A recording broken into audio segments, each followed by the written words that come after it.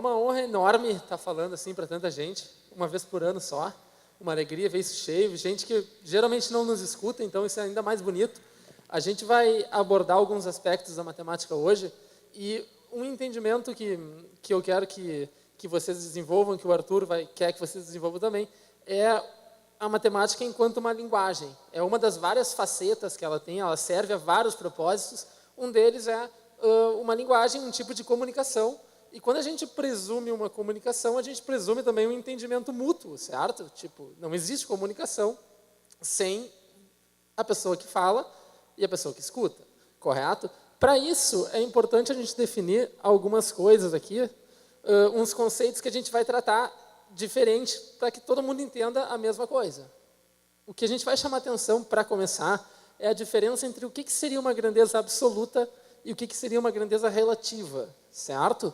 Vamos ver com o exemplo que fica mais fácil. Por exemplo, uma quantidade de dinheiro. O cara abriu a carteira, tem lá R$ 25, isso é uma grandeza absoluta, não depende de nada, tipo, é uma quantia pré-definida, pré-estabelecida. Outra situação, distâncias em geral. 30 quilômetros. A distância entre Porto Alegre e a cidade tal é 385 quilômetros. Isso é uma grandeza absoluta. Você tem comparado lá a unidade de medida, beleza. Vamos lá. 32 mortes em 2016. É um número, certo? Uma grandeza absoluta, está lá. É diferente de um número que nem esse.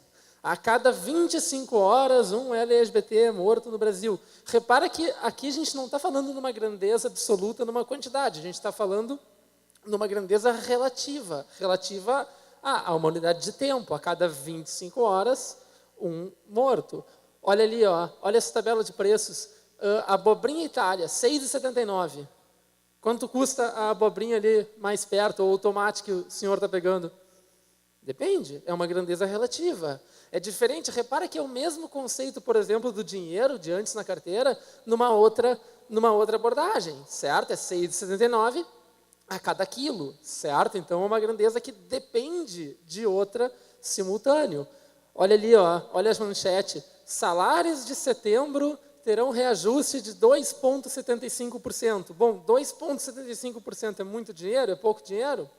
Depende, certo? É uma grandeza que é relativa à outra. 2,75 de 800 é uma coisa, 2,75 de 1.500 é outra completamente diferente.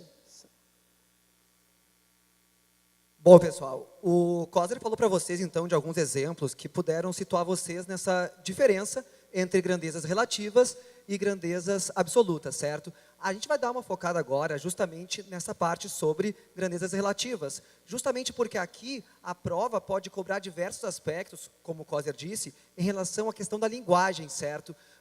A taxa é uma ideia que te dá uma proporção. Essas três ideias estão muito vinculadas, certo? E em termos de linguagem, já que a matemática também se baseia numa ideia de texto, o Coser falou uma hora, a cada hora 25 mortes. As palavras cada, por, elas são muito importantes para te dar uma ideia de proporção entre duas grandezas que tu vai relacionar, certo? Bom, uma das formas de abordar isso é exatamente a forma geométrica. Essas três definições aqui, que se a pessoa não está lembrando muito bem, pessoal, isso é muito, muito importante, elas te dão uma proporção entre duas medidas. No caso, seno, cosseno e tangente, são três razões específicas, certo? Que determinam proporção entre medidas de lados de triângulo. Bom, por que aqui então são grandezas relativas e vão dar essa ideia de taxa? A gente vai mostrar num exemplo aqui, muito simples, certo? Que mostra a ideia de variação constante. A ideia é a seguinte: o que exatamente significa dizer que o seno de 30 graus é 1/2? Tipo, significa que num triângulo retângulo que tiver um ângulo interno de 30 graus, a relação entre cateto oposto e hipotenusa é sempre uma relação de 1:2, de metade. Por exemplo, aqui um triângulo retângulo de lados 10 e 20, na hipotenusa e no cateto oposto, certo? Tem mesma proporção entre essas duas medidas que se o triângulo tivesse 7,5 e 15, certo? E a mesma coisa se tivesse 5 e 10. Observa que a variação é proporcional, a variação é constante. E isso vale para as outras medidas. E uma das coisas boas a olhar antes da prova, né, e que determina acerto ou erro, é lembrar dos valores dos ângulos notáveis Dê uma olhadinha nisso. E repara também ali que 10 é uma grandeza absoluta, tá vendo? É a medida da hipotenusa. 5 é uma grandeza absoluta, é a medida do cateto. O seno de 30 graus já é uma grandeza relativa, porque ele diz respeito a uma proporção entre duas grandezas não necessariamente vinculadas, né? Então, esses detalhes são importantes sacar para a comunicação. Exatamente, muito bem colocado, Coser. E aqui a velocidade média de navegação. Apenas um exemplo, e que sempre é bom a gente analisar o contexto, né? Olha só, o que significa ali 3,6 megabyte por segundo? Significa que uma velocidade média de navegação no Brasil é de 3,6 megabytes a cada segundo. Pensa nisso como uma ideia de proporção. A cada segundo tem essa velocidade, certo? Essa velocidade de download ou de navegação. E, justamente, agora, se fosse pegar uma grandeza como quantos megabytes tu usou no download? Bom, aí é uma quantidade absoluta, certo? Tem que se ligar. E olha aqui a palavrinha por, né? Megabyte por segundo, te dá uma ideia de proporção, uma ideia de relação entre as duas grandezas, entre a grandeza de download e a grandeza de tempo para fazer esse download, por exemplo. São variações constantes, certo? Aqui, isso é muito comum, todo mundo vê no seu dia a dia, né? Um buffet a quilo, por exemplo, tu paga um certo preço por quilo. A quantidade de dinheiro que tu vai investir é um valor absoluto. Agora, o quanto tu paga por quilo é uma relação entre duas grandezas, certo? Variações constantes. A gente está trazendo essa ideia em várias situações diferentes para te mostrar como realmente tem diversas formas, então, de relacionar grandezas que têm algum tipo de proporção entre si. Não necessariamente, tipo, medidas de triângulo. Ali é uma quantidade de dinheiro, uma quantidade de comida. São coisas completamente desconexas, né? Exatamente, são grandezas que se relacionam, não precisa ser uma mesma grandeza. E aqui é uma situação que é bem importante, porque geralmente a gente não consegue enxergar muito bem uma grandeza como aceleração, certo? E talvez uma das melhores formas de pensar a aceleração é decompondo ela da seguinte forma. Bom, as pessoas estão pulando de paraquedas ali, certo? E quando elas caem primeiro em queda livre, a aceleração da gravidade, 9,8 metros por segundo ao quadrado. O que significa isso? Bom, uma boa forma de enxergar isso é a ideia de que são 9,8 metros por segundo, aumentando a cada segundo. Significa que a gente tem uma relação entre duas grandezas, entre a grandeza velocidade e a grandeza tempo, certo? E, portanto, vocês têm aí uma situação em que as grandezas se relacionam também com a ideia de proporção, de taxa. Claro, sem resistência do ar, sem atrito, sem essas coisas todas, né? Exatamente, aquelas convenções que a física faz para facilitar, porque certo? na prática acaba não sendo bem assim, né? Bom, vamos olhar aqui, vamos ser mais claro num exemplo específico para a gente entender como é que a gente faz essa tradução entre a comunicação em matemática e a comunicação em português, tá? Pegamos um anúncio aí na internet de valores para aluguel de carro, tem uma série de possibilidades aí. Vamos analisar um deles, por exemplo. Esse aí está pedindo uma diária de R$200 e cobrando por quilômetro R$1,50. Se a gente for analisar o aluguel para uma quantidade de dias pré-estabelecida, assim, por exemplo, para 6 dias. Eu quero saber quanto custa o aluguel para 6 dias. Se eu olho só no anúncio, a resposta é clara. Depende. Se a gente, qual é a melhor opção? Repara ali a comparação entre quilometragem livre ou a opção com quilometragem controlada.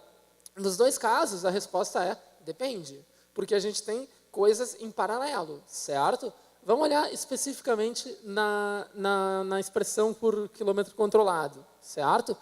Se a gente tem assim, uma diária de R$200 e a gente está usando para 6 dias, eu posso construir uma seguinte frase em português sobre esse problema. O valor pago inicia em R$1.200, correto? E aumenta R$1,50 para cada quilômetro rodado. Então, a gente tem aí uma grandeza absoluta, que é os R$1.200. Lembra que a gente convencionou o número de dias como 6. E a gente tem ali um valor relativo, que é R$1,50 para cada quilômetro rodado. Aí eu comecei te dizendo que um entendimento da matemática, ela enquanto uma forma de comunicação, uma linguagem. Vamos traduzir a mesma frase para a matemática. O valor pago inicia em 1.200 e aumenta 1,5 para cada quilômetro rodado. É uma linguagem mais sucinta, né? Por isso muito da dificuldade dela, né? Ela é completamente abstrata. Se a gente for contar quantos caracteres ela precisou para dizer a mesma coisa que está escrito ali em cima, é uma clara vantagem de brevidade, né? Mas isso é importante tu entender, ó, é nada mais, nada menos do que uma leitura do mundo. É uma das serventias da matemática é essa, e é uma das serventias principais do Enem, né? Porque se a gente for ver, a gente tem vários problemas, são 45 situações, problemas, que a gente tem que saber lê-los a partir de conceitos de matemática. Vamos resolver um probleminha específico, aquele que a gente propôs, ó. Qual das duas opções ela seria mais vantajosa? O primeiro, eu tinha 1.200 das 6 diárias, mais 1,50 relação a uma distância percorrida, correto? O segundo, quilometragem livre, é 1.800. Repara que, assim como a gente tem estruturas frasais, tu pega lá em inglês, a gente tem estruturas que tu tem que seguir para determinado tempo verbal, a estrutura da pergunta tem que ser de tal jeito. A matemática também tem coisas assim, de estruturas já pré-prontas. Por exemplo, isso que eu estou falando aqui da estrutura de comunicação de uma variação constante é uma estrutura frasal de uma função de primeiro grau. Então, aquela expressão f de x igual a x mais b é uma frase pronta, tipo, é um modelo de frase quando eu quero comunicar situações, problema, onde a variação ela é constante partindo de um valor inicial. Certo, correto? E seguinte, né? Só para complementar, nota que nessa ideia de matemática como linguagem, assim como o aspecto algébrico é muito importante, o aspecto gráfico também. E é nesse ponto que tem que tentar abordar a questão ou o problema que for passado para ti, de forma a unir essas diferentes linguagens, a entender que uma mesma ideia pode ser expressa de forma algébrica e de forma gráfica, certo? De forma por desenho, que nem um anúncio. O anúncio está expondo a mesma coisa também, só que de outra maneira, né? com outros aspectos. Aí pronto, é só resolver uma equaçãozinha que a gente consegue chegar a distância onde eles seriam equivalentes. Ó. A gente igualando as duas expressões, faz a continha ali de cabeça, coisa fácil, e vai chegar numa distância de 400 quilômetros, que essa é o divisor de águas. Bom, quando a gente vai optar por uma ou por outra das opções. Mas ó, isso a gente estava vendo para variações constantes, né? 1,50 a cada quilômetro, 9,8 metros por segundo a cada segundo. Tem situações que a variação não é constante. Exatamente, né, Coser? E se a variação não for constante, a primeira coisa que tem que pensar é, será que existe algum padrão? Porque ter padrão e ser uma variação constante são coisas completamente diferentes. E é possível, inclusive, levar isso depois para a vida de vocês, certo? Achar que não é para colocar a regra de 3 em tudo, tá? Tu aprendeu a regra de 3 ali em química, usa para um monte de coisa, mas na vida real e em vários problemas, em vários contextos, as coisas são diferentes. Nem tudo é regra de 3. Por exemplo, um crescimento de bactérias pode seguir diversos tipos de padrões que não possuem uma variação constante, mas sim tem um padrão identificável, uma forma de crescimento identificável e que pode ser expressa tanto numericamente, olha aqui, tu tem a cada intervalo de horas, a cada intervalo de 1 hora, um certo padrão, no caso está multiplicando por 8, certo? E essa mesma identificação que tu faz na forma numérica, tu poderia expressar de forma algébrica, com a lei de uma função, nesse caso seria uma função exponencial, certo? E de forma gráfica, que geraria um certo comportamento, que se vocês repararem nas sombras, e mesmo na quantidade de bactérias, certo? Tu repara que tem um comportamento visual. Então, essa ideia de linkar as diferentes linguagens da matemática é muito importante. E também de entender, certo, que nem tudo é proporcional, nem tudo é regra de 3. Bom, essa ideia de... Repara ali que a gente pode olhar também, ó, na variação não é constante a variação absoluta, correto? Se a gente for subtrair os números de bactérias, 100.400 menos 800 vai dar lá 5.600. Aí 51.200 menos 6.400 é um valor muito maior.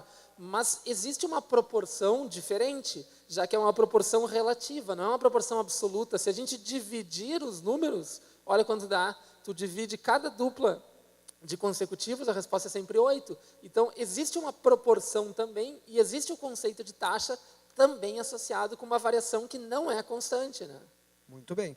Então, aqui a gente vai ver agora um aspecto bem gráfico, e essa é uma coisa que a prova pode fazer muito bem, né? É abordar diferentes conteúdos de forma diferente. É aí que entram as habilidades, né? A habilidade de ler um gráfico, a habilidade de expressar de forma algébrica alguma situação matemática. No caso aqui, a gente tem um gráfico que mostra o decaimento exponencial de um átomo ou de vários átomos de cobalto 60 começando com uma quantidade inicial de 10 gramas. E aqui está linkado com a ideia de meia-vida, que é muito importante nas ciências da natureza, certo? No caso aqui, para essa substância, a meia-vida é de 5,27 anos. Significa que a cada 5,27 anos, dividir pela metade a quantidade de gramas de cobalto-60 existente naquele local. Significa que em 2 meias-vidas vai ter caído 2 vezes pela metade, ou seja, 25%. Uma coisa que a prova pode fazer em relação a isso é justamente perguntar, após tantas meias-vidas, quanto por cento sobra em relação ao valor inicial? Ou, para se atingir tal valor percentual, quanto tempo é necessário? São diversas perguntas que podem ser feitas a partir dessa ideia de proporção entre essas medidas, que, como o Cosner chamou a atenção antes, não são variações absolutas. Não é assim, tem 10 gramas no início, passou uma meia-vida para 5 gramas, passou a outra, acabou, porque 5 mais 5 deu 10 e acabou. Não é assim. Tu tem uma grandeza, então, que divide pela metade. E uma boa forma de expressar isso seria justamente a forma algébrica, certo? A diminuir um pouco o gráfico e vamos tentar construir, a partir daquela ideia de linguagem, de que as palavras têm significado e podem formar uma expressão matemática, vamos tentar enxergar o seguinte. Olha a seguinte frase que relaciona muito bem o problema e que vai ser transformada numa expressão matemática. A quantidade de cobalto inicia em 10 gramas, certo? E reduz a metade a cada meia-vida.